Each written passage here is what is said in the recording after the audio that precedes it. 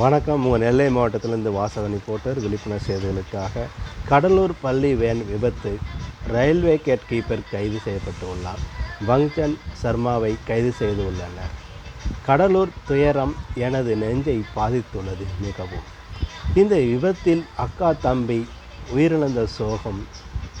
சாருமதி வயது 15, செழியன் 14, விமலேஷ் 10 ஆகிய 3 மாணவர்கள் உயிரிழந்துள்ளனர்.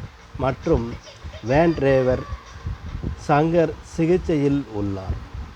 இந்த விபத்து கிட்டத்தட்ட சொல்லப்போனால், அதாவது விபத்துக்குள்ளான காரணம் கேட் கீப்பர் என்று சொன்னாலும், ஒரு பக்கத்தில் நாமும் நிறைய இடங்களில் கேட்டில் அதாவது ட்ரெயின் வர்றதுக்கு முன்னக்கூட்டியே அந்த டைமிங் ஃபாலோ பண்ணி அந்த சிக்னல் கிடச்சி, அதாவது ஃபோன் மூலமாக அதுக்கப்புறம் கேட்டை லாக் பண்ணுறாங்க.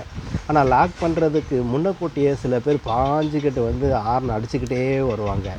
அதாவது அடைக்கிறாங்க, நான் போயிடுறேன் அப்படின்ட்டு. ஆக இப்படி எல்லாருக்குமே அவசரம். இந்த அவசரத்தினால் உள்ள பிரச்சனைகள் கடைசி இப்படி தான் முடியும். ஒரு பக்கத்தில் அதை சிந்திக்க வேண்டும் முதலில். ஆக கேட் கீப்பர் தான் என்று சொல்லும்போது, அதாவது பள்ளிக்காக அவர் திறந்து விடப்பட்டாலும் அந்த சூழ்நிலையில் இவர்கள் ஒன்று ஹார்ன் அடிச்சிருக்க வேண்டும், இல்லையில் கட்டாயப்படுத்தியிருக்க வேண்டும் முதலில். இப்படி செய்தால் மட்டுமே அவர்கள் திறப்பார்கள். ஆனால் ட்ரெயின் எதிர்பாராத விதமாக தாக்கியதில் இதில் சம்பவ இடத்தில் இந்த பிரச்சனைகள் விபத்துக்குள்ளானது தவிர்க்க முடியாத ஒன்றாக இருப்பினும், இது அவர் இந்தி பேசக்கூடிய நபராக இருந்தாலும் இத்தனை நாட்கள் வேலை செய்து இருக்கிறார். ஆகவே தமிழும் கொஞ்சம் தெரிஞ்சு இருக்கும். ஆக தமிழ்காரங்களை போட்டால் மட்டும் இந்த விபத்து நடக்குமா நடக்காதா என்று பார்க்கும்போது அது அப்படி அல்ல. இருப்பினும் மத்திய அரசு இதற்கு உடனடியாக நல்ல அதாவது கேட் அடைச்சாலே ஒரு மேக்சிமம் ஒரு 100 அடிக்கு தள்ளியாவது நிற்க வேண்டும். 50 அடி தள்ளிக்கு நிற்க வேண்டும் வண்டி வாகனங்கள். ஏனென்றால் துறந்த உடனேயே அங்கிட்டு இங்கிட்டும் பாஞ்சிக்கிட்டு இடிச்சுக்கிட்டு அப்படி தான் போகிறாங்க. இன்றைக்கு வரைக்கும் இந்தியா முழுவதும் அப்படி தான் போய்கிட்டு இருக்கிறாங்க.